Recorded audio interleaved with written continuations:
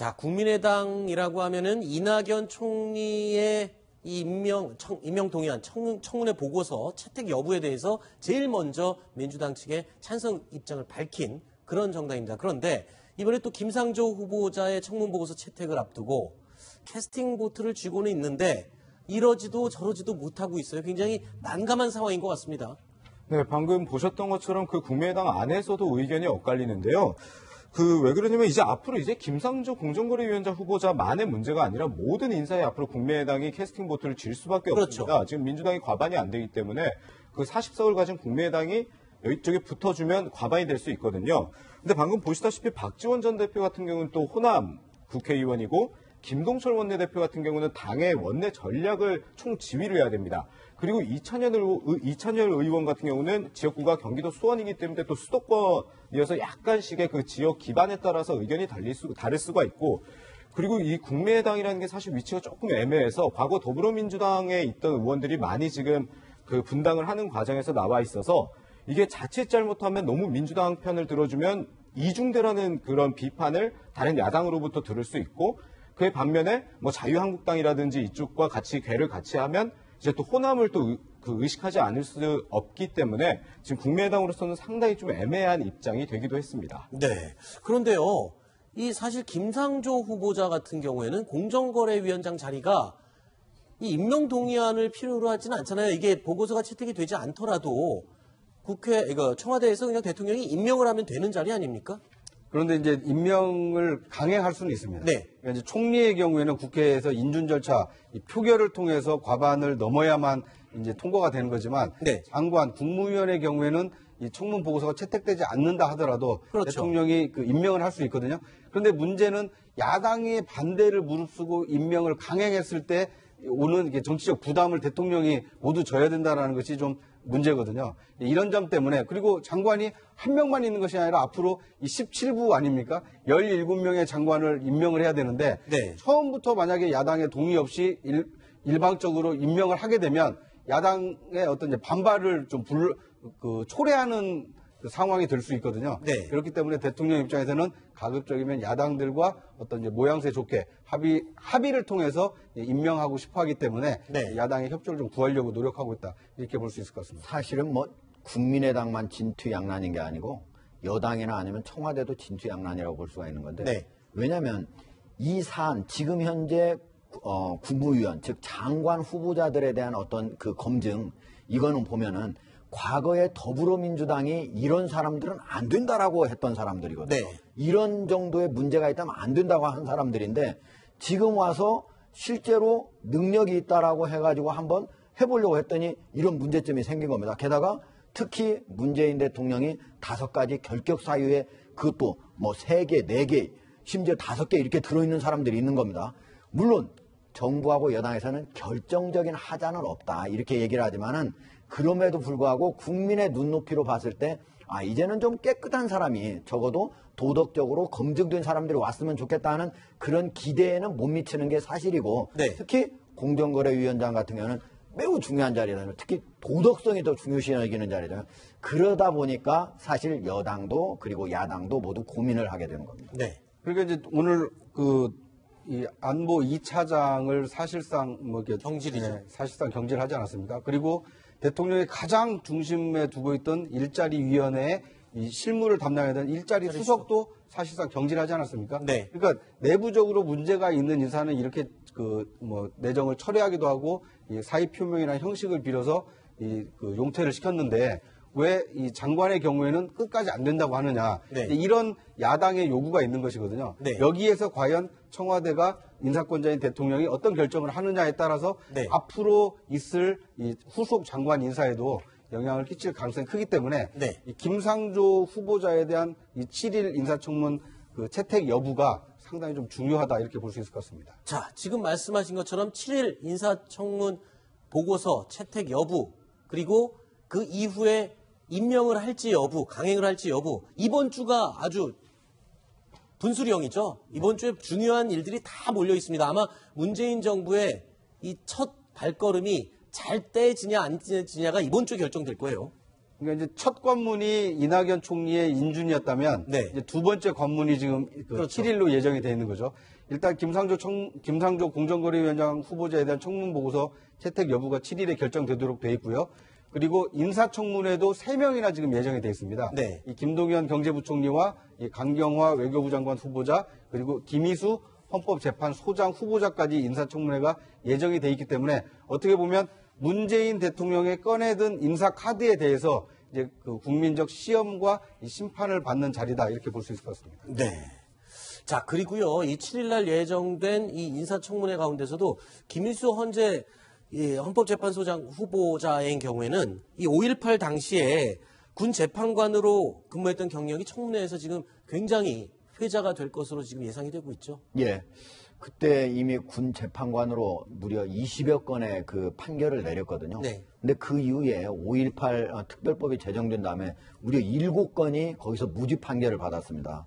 특히 저 중에는 뭐가 있냐면은 한 운전사, 그러니까 시민군을 태우고 가던 운전사가 거기 있는 경찰의 저지선을 가서 부닥치게 됩니다. 그렇죠. 그래가지고 이건 고의살인이다 해가지고 사형을 선고를 했거든요. 네. 나중에 2심 대법원까지 확정이 됐습니다. 네. 그런데 저분 얘기로는 자기는 그때 추루탄이 엄청나게 많이 있었고 앞이 완전히 연기로 안 보였기 때문에 가다가 보니까 뭔가 꽝 부닥쳐가지고 그냥 내려가지고 도망을 갔는데 나중에 알고 보니까 거기에서 경찰관 4명이 숨졌더라. 네. 그래서 난 고의적인 살인은 아니다라고 여러 번을 얘기를 했지만 그거를 전혀 들어주지 않고 그냥 사형 선고를 내렸다라고 얘기를 했거든요. 네. 그런 측면이 5.18 관련해가지고 그 다음에 세계의 표창장을 받게 된 사실 이런 것들이 앞서서 5.18 부역자 아니냐 이런 얘기들이 다른 쪽에서 많이 나오고 있는 거죠. 청문회에서 아마 그 얘기가 쟁점이 될 것으로 예상이 되고요. 그런데 이 김일수 후보자에게 당시 사형 선고를 받았던 운전사, 그러니까 트럭을 몰았던 그 배모 씨의 이야기를 직접 들어봤습니다. 이렇게 이야기를 합니다. 나는 롯데사에 너무 충실했다고 시연자에 가라 해서 나는 사람들은 이리저리 옮겨주고 그런 쪽을 알고 갔지. 그 상황을 보면 생각도 하기 싫어. 그렇게 이상적 문제가 있어요. 아이고 그게 나는 자의적이 절대 아니에요. 그래가지고 이제 터널을 어떻게 해가지고 이제 들어갔어. 막 들어가자마자 차 돌려가지고 이 사람을 태우고 가라 이거예요. 그러나 안에 타기도 오고 사람이 많아서 못 시거니까 그 간바에 올라타기도 오고 어쩌고 그랬다고 그래. 근데 나는 그런 소리를 듣고 아침에 이제 차가 그렇게 되었으니까 나는 또 차가 어떻게 망가지지 않느냐고. 아니 그러면 이분님은 그날 그러니까 사람이 다치가지고 사고 나는 걸 몰랐습니다. 몰랐죠. 내가 알았으면 그렇게 꿈이라도 그 현장을 한번 보고 싶더라고. 볼 수 없는 사람이고 나는 운전대에서 그렇죠. 운전하고 그 이제 경찰들이 막고 있었는가 봐. 근데 체력카스에 거기 들어와가지고 보이도 않고 나도 이제 똑같이 이제 그걸 이제 기어 나오려고 그 뒤로 경찰에 연예인이 와버렸지. 그러니까 나는 빼도 밖에 못해. 내가 운전은 좀 운전수고 친교간다는 게 얘는 무릎 꿇고 앉으라 해가지고 여기는 구두발로 뒤근뒤근 밟아갖고 그냥 이렇게 허리 같은 거 수술을 했어도 지금. 송찬욱 기자. 네. 이 자유한국당이 바로 이 버스 기사 배모 씨와 배 씨의 아내 이 두 사람을 증인으로 신청을 했죠. 예, 예. 그런 데는 다 이유가 있지 않습니까? 그렇습니다. 아무래도 문재인 대통령 같은 경우는 지난 대선에서도 호남에 상당히 공을 들였고 더불어민주당의 그 호남이라는 거는 뭐 뗄래야 뗄 수 없는 관계이기 때문에 사실 5.18이라는 게 호남에서는 굉장히 좀 중요한 그런 좀 사건이기 때문에 결국 이제 자유한국당에서는 그 당시에 5.18 때 군 판사를 하면서 이런 결정을 내린 사람 그리고 한 번도 배모 씨 등에게 사과를 하지 않는 이 김희수 후보자를 어떻게 헌법재판소장으로 내정을 할 수가 있느냐 이렇게 집중 공격을 하기 위한 그런 방법입니다. 근데 사실 사법 시스템에 비춰봤었을 때는 김희수 지금 후보자가 저게 과연 법적으로 비난받을 사안인가에 대해서는 분명히 생각해봐야 될 게 있는 게요. 26살에 군법무관으로 재직할 때였습니다. 네. 저게 일반 법정이 아니라 군사법정에서 재판을 받았고 지금도 그렇지만 군법무관은 군판사라고 이름만 있지만 본인에게 결정권이 아예 없습니다. 네. 오히려 저게 대법원까지 가서 일반 법정에서 사형이 확정된 거는 굉장히 불행한 일이고 문제였지만 저때 당시 군사법원을 했을 때 군법무관은 저걸 항명조차 할 수 없는 상황이었기 때문에 네. 이거를 증인으로 채택을 해서 문제를 삼는다는 것 자체가 저는 과연 타당한지 좀 의문입니다. 근데 하지만 또 그 상황에서 이 버스기사 배 씨 입장에서는 당시에 판사라고 하면 얼굴도 제대로 쳐다볼 수 없는 존재였다. 그만큼 위압적이고 강압적인 사회 분위기와 상황이었던 점을 감안을 해야 되는 부분이 있을 것 같습니다. 그래서요. 그러니까 양지열 변호사 얘기처럼 법적으로 뭐 문제를 삼거나 아니면 뭐 책임을 추궁할 사안은 아닌 것 같은데요.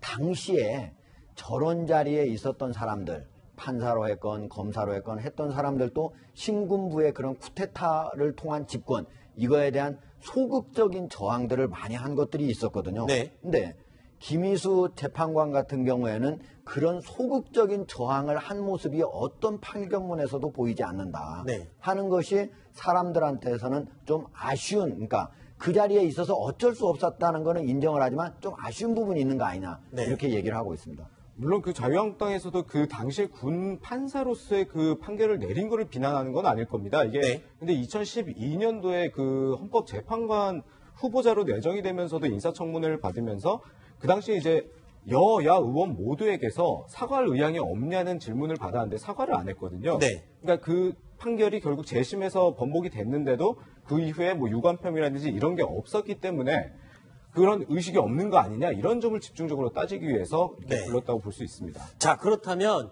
이 5.18 당시에 이 버스를 몰았던 이 배모 씨, 정작 이 배 씨가 바라보는 김희수 헌재소장 후보자는 어떤 느낌일지 또 이야기를 한 내용이 있습니다. 들어보시죠. 그분이 이제 뭐라고 답변을 했냐면, 내가 잘 모르겠는데 재심 판결문을 자기가 다시 보고 잘못이 있다고 한다면 마음의 뜻을 표하겠다. 선생님께서는 한 번도 어떤 사과라든지 그런 거 받아보신 적이 없는 거 알고 있어요. 그때 그 재심을 진행이 안 거. 네네. 앉아서 누구라 해서 돌려가지고 거기서 서류로 재심 신청을 해야지 재심을 했어요. 그러니까 한 번도 없었던 거죠. 그런 것도 모르고 그렇게 내가 할 말이 없다 이거예요. 군에 있을 때 군 법무관 뭐라 했잖아요. 그때는 그렇게 할 수도 있겠다 했지만은 자기가 그러면 자기가 간대. 그렇게 어쩔 수 없이 걸려가 그럴 수도 있었겠다 그런 생각이 들어요. 자, 그러니까 2012년도 청문회 때는 이제 사과를 할 일이 있으면 사과를 하겠다라고 의사표현을 했지만 실제로 이 버스 기사였던 배모 씨한테는 사과를 하지는 않았던 것 같습니다. 이 배 씨는 전혀 사과를 받은 적이 없다라고 진술합니다. 그러니까 이제 헌법재판소장에 지금 이제 그 내정이 되다 보니까 다시 네. 지금 같은 문제가 좀 불거졌지만 어떻게 보면 뭐 그 피해자라고 볼 수 있는 이 배모 씨의 얘기에 사실은 상식과 일반인의 그 상식에 부합하는 얘기가 좀 들어있지 않나 싶습니다. 네. 본인도 억울하게 이 사형 선고를 받고 이렇게 복역을 했지만 일부러 사람을 죽이려고 한 건 아니었지만 근데 당시에 김희수 재판관도 군인 아니었느냐. 그래서 이제 본인도 자기가 살려고 그렇게 했겠지. 이게 네. 어떻게 보면 좀 인지상정으로 좀 이해하는 측면이 있는데요. 네. 근데 이제 이것을 정색을 하고 놓고 보니까 당시 군부에 동의한 거 아니냐. 네. 이렇게 그 따지고 들면 김희수 재판관이 크게 잘못한 것 같지만 당시 김희수 재판관이 그 처해있던 어떤 상황에서 보면 그러니까 사람을 죽인 것은 분명한 사실이고 고의든 고의가 아니든 그러니까 그 결과에 대해서 이제 엄격하게 이 처벌을 하다 보니까 이제 사형을 선고를 했을 텐데 글쎄요 7일날 그리고 8일날 헌재소장 이틀간 이제 인사청문회를 봤는데 이 질문이 많이 나올 텐데 과연 김희수 재판관이 이 당시 이 배 씨에 대해서 인간적인 어떤 그 유감을 표명을 할지 좀 지켜봐야 될 것 같습니다. 네. 제가 보기에는요. 자, 그러니까 그 5년 전에 한다고 지금 안 했지 않습니까? 네. 그런데 사람들은 어쨌든 부역자로 의심을 하는 부분이 있지 않습니까? 네. 근데 사실은 가장 중요한 게 아니고 5.18 관련 단체거든요. 네. 근데 5.18 관련 단체에서는 김희수 헌법재판관에 대해서 문제 없다라는 입장을 갖고 있어요. 그러니까 네.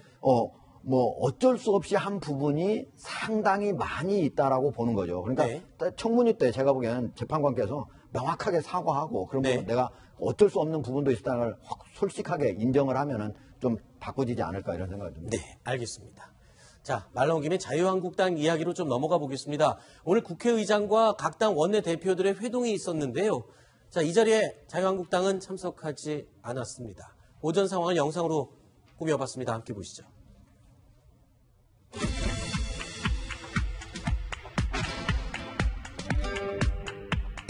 정택 원내대표의 참석을 간곡하게 부탁을 했습니다. 곧 그 참석을 하기를 진심으로 희망합니다. 오늘 저도 장용택 대표를 한번 찾아뵙고 또 함께 상의도 하고 그렇게 할 예정입니다. 얼른 들어오셨으면 좋겠습니다. 조금 더 시간이 필요하다는 자유한국당의 입장을 확인했습니다. 여야정 협의에 청와대나 정부 주도로 할 것이 아니라 국회가 주도로 하자는 말씀이 있었고 그런 제안은 아마 제 기억에 정택 대표가 제안 이전에 하셨던 것 같은데 다른 야당 대표께서도 동의하셨습니다. 자, 자유한국당은 이 내각 구성이 다 끝날 때까지 이렇게 강경한 입장을 유지할 것으로 예상이 되고 있는데요. 정우택 원내대표는 또 이런 표현까지 썼습니다. 상한 음식은 버리는 게 맞다. 직접 들어보시죠. 이분들도 지금 여러 가지 의혹이 나온 것만으로 봐서도 후보의 자격이 없다는 점을 저희들이 분명히 했습니다. 상한 냄새가 나는 음식이 있다고 한다면 먹어보고 버리겠습니까? 지독한 여러 냄새가 나면 버리는 게 현명하다고 저는 이렇게 보고 있고요. 특히 이런 후보자를 추천해놓고 국회에서 검증해보라고 하는 것은 저는 대통령의 직무유기다. 글쎄요, 상한 음식에 비유할 정도로 지금 내각 구성에 오르내리는 인물들에 대해서 비판을 하고 있는데, 근데 이 인물들 사실 문재인 대통령이 가지고 있는 이 파일에 포함된 내용인데 이거 아주 지금 적극적으로 활용을 하고 있다면서요? 도대체 몇 명 정도 됩니까? 뭐 한 1000여 명 정도로 알려져 있는데요. 네. 그러니까 이제 박근혜 대통령의 수첩에 적힌 사람들을 썼다라면, 그렇죠. 이 문재인 대통령의 경우에는 노무현 참여정부 시절에 민정수석과 대통령 비서실장을 하지 않았습니까? 그렇죠. 그리고 이제 2012년 대통령 후보로 출마도 했었고 그 이후에 이 민주당 당 대표를 지냈기 때문에 여러 사람 또 각 부처 사람들과 접촉을 하면서 나중에 이 집권을 하게 되면 이 사람들을 좀 써야 되겠다. 네. 그래서 이제 마음에 두고 있던 사람들을 좀 모아놨는데 그게 이제 한 인사 파일이라고 하고요. 네. 그게 약 한 1000여 명 정도 된다고 합니다. 네. 자, 과연 그 1000여 명의 인물들 가운데 내각에 어떤 인물들까지 나타나게 될지 지켜보겠습니다. 자, 그리고 자유한국당의 이 대통령 후보였죠. 홍준표 전 대선 후보가 미국에서 어제 귀국했습니다. 귀국 당시의 영상 함께 보시죠.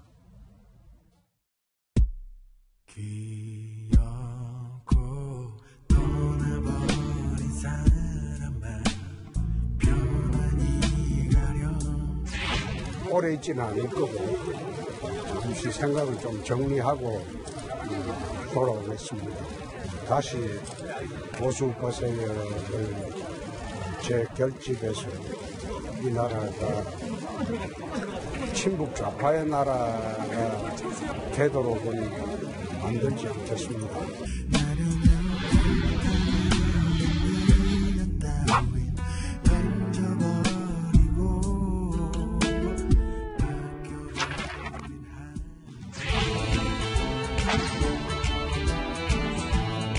지난번에 제가 부족한 탓에 여러분의 뜻을 받들지 못해서 정말 죄송스럽게 생각합니다.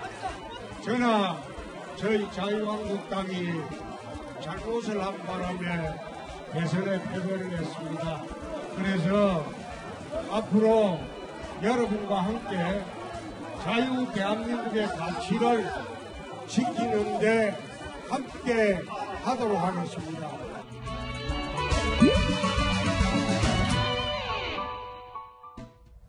자, 홍준표 전 대선 후보 SNS에 이런 말을 남겼어요. 이게 분명히 당권에 도전을 하겠다 입장을 분명히 밝힌 것 같은데요. 네, 어제 한 500여 명 지지자가 왔었는데 그 분들에게 이제 다시 한번 감사의 뜻을 전하는 건데 이제 그 사람들에게 그만큼 마음둘 데 없는 국민들이 많다는 것을 반증한다.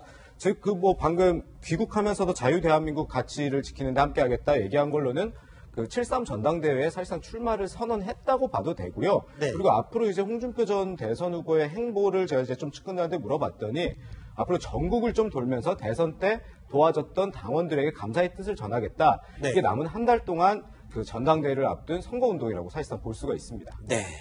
자, 이번에는 다시 민주당 얘기로 좀 돌아가 보겠습니다. 대선 당시에요. 전면에 나서서 문재인 대통령을 적극적으로 도왔던 박영선 의원 최근에요, 다양한 장소에서 아주 다양한 옷차림, 패션으로 눈길을 끌고 있다고 합니다. 그래서 저희가 영상으로 모아봤습니다.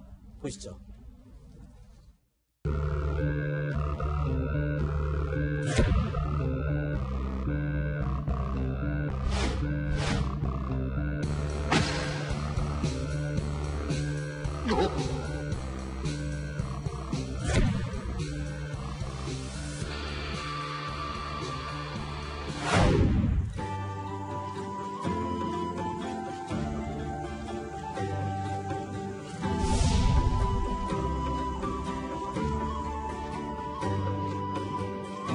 선동여왕의 박영선 의원님, 혹시 이렇게 무대를 서보신 적은 있는지 궁금하네요.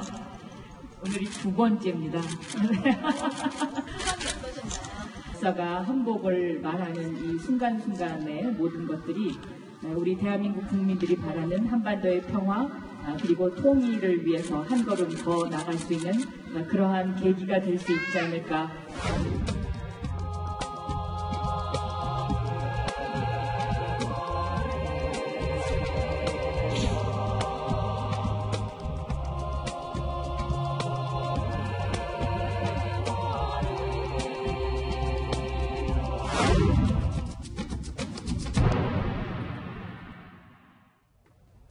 자, 뉴스탑10 생방송으로 함께하고 계십니다. 다음은 저희가 고른 6위 소식이 준비되어 있습니다. 어떤 내용인지 확인해 보시죠.